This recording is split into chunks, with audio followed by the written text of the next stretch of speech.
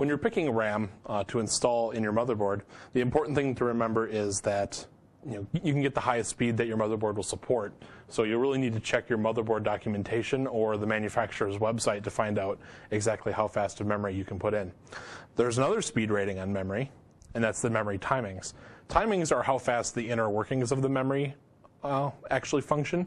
So if you have 2 sticks of, let's say, DDR3 1066, and that'd be PC 3 8500, by the way.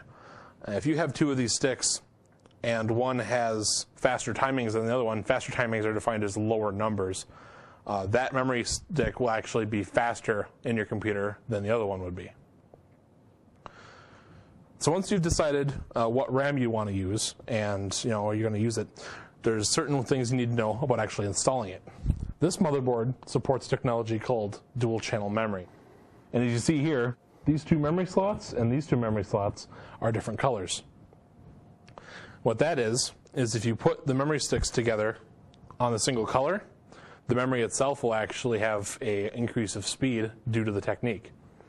Current generation motherboards, some of the Intel ones, also support triple channel memory, which is the same concept, except you have 3 sticks.